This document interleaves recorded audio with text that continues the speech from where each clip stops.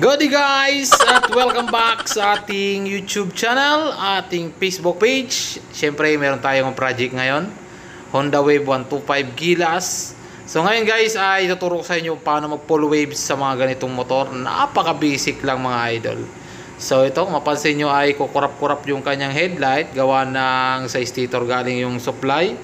At itong butas na to ay lalagyan natin ng 3-way switch yan. At itong switch na to ay tatanggalin na natin. At syempre mayroon tong sound system si tatay.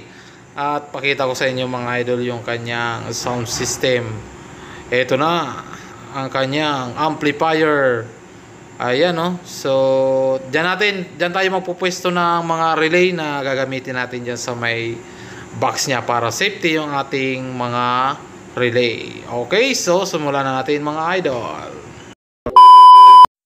Okay mga idol, so after natin matanggal yung kanyang bearings, ito na yung kanyang rectifier, yung stock rectifier. Ayan. So meron niyang kulay na dalawang dilaw, isang puti, isang red at isang green. So mamaya paliwanag ko sa inyo kung bakit dalawang yellow ang nandyan. Samantalang dito sa kanyang stator banda, ang lumabas dyan ay white wire and green wire lamang. So mamaya pakita ko sa inyo kung bakit ganyan yung kanyang rectifier. At dahil nga lilinisin natin itong wiring na to at nakita ko itong relay na to para ito sa kanyang busina, at ito na naman yung ginawa. So mayroon talagang mga mekaniko na sobrang tamad talaga. So hindi ko naman nila lahat. Yan guys, so makikita nyo maling-mali na naman yung pinagagawa dito sa kanyang motor. Okay mga boss, ito na yung ating green wire at ito naman yung ating white wire. Pag full wave hindi ito ginagalaw, ito lang yung gagalawin natin. Tatagalin natin dito. Pagsasamahan natin itong dalawa para maging floated yung ating ground. Yan. So wala na tayong ibang gagalawin dyan kundi itong dalawa lang. So itong green wire at itong katabi niyang magnetic coil. So yan, kung makikita nyo yan, tanggalin natin yan. Pagsasamahin natin dalawang yan at ihihinang natin yan. So tanggalin mo lang muna. A few inches later.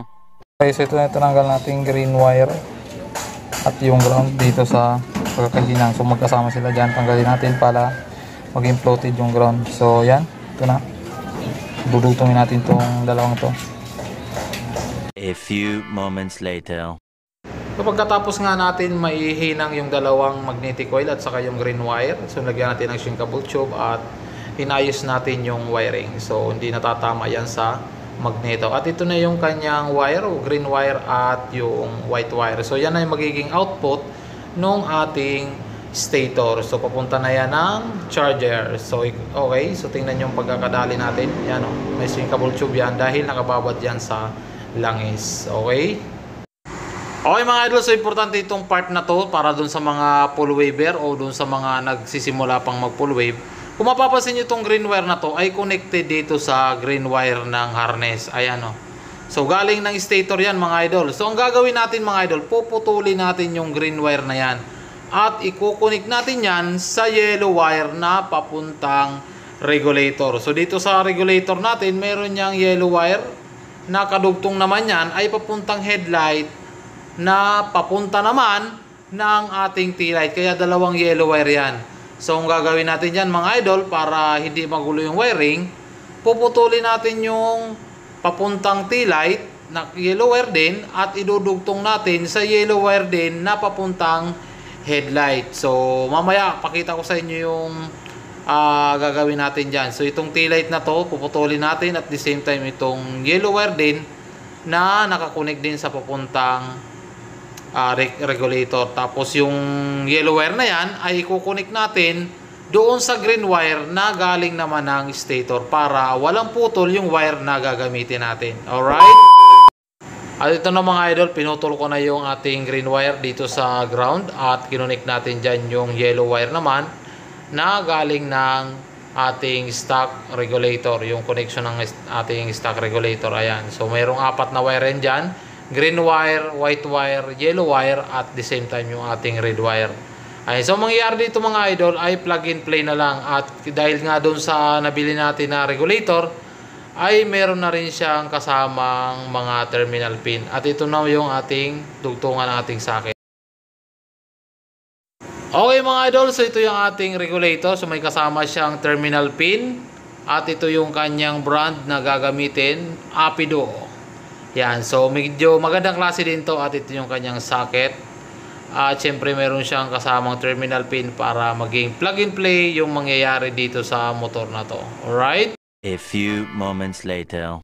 Okay mga idol, after natin may connect yung kanyang socket at ito na yung mga connection niya. So yung green wire na yan, ang katapat niyan ay green wire din ng regulator. Tapos yung yellow wire na yan, ang katapat naman niya ay yellow wire din ng regulator. At yung white wire na yan, ang katapat naman niya mga idol ay pink wire. So depende sa regulator na mabibili nyo. So merong puti, meron ding pink wire. So yun lang naman nagbabago dyan. At yung last, yung red wire natin at yung black wire, magkasama sila. So pinagsama natin sila para makontrol naman yung kanyang voltahe. At ito na yung mangyayari. Plug and play lang siya mga idol. Ayan. So basic lang. At ito na yung kanyang wiring. Nailinis na rin natin. Electrical tape na natin. At syempre babalik na natin to dun sa kanyang pwesto. At kung magtatanong kayo mga idol, yung supply ng headlight natin ay pinadaan po natin ng relay yan. At dumaan din po ng 3-way switch yan. So yun lang mga idol. Titesting na natin kung working yung king kuha. Okay, so dito nakapwesto yung kanyang regulator sa bandang kaliwa. Ayan. So maganda pagkakapwesto niyan. At huwag kayong mag-alala dahil safety po yung position na yan dyan. Ayan. So tingnan nyo mga idol. At ito na yung kanyang voltage output. Ayan. So maganda na yung charging ito mga idol. At hindi na ito basta-basta malulubat. So may sound system si tatay. May MDL siya. At naka-loud horn din siya. At the same time naka-battery operated na rin yung kanyang headlight. So, pakita ko sa inyo mga idol yung kanyang finished product. A few moments later.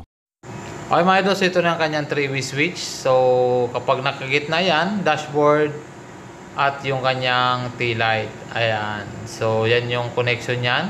At pag sinagad mo naman ay yung kanyang headlight. Yan. So, wala nang kurap-kurap yan mga idol. At yung kanyang high and low. So, meron din niyang MDL, low, at high. So, okay na yan mga idol. Bali, naka voice over lang ko baka kasi ma-copyright ako dahil nagpapatugtog si tatay.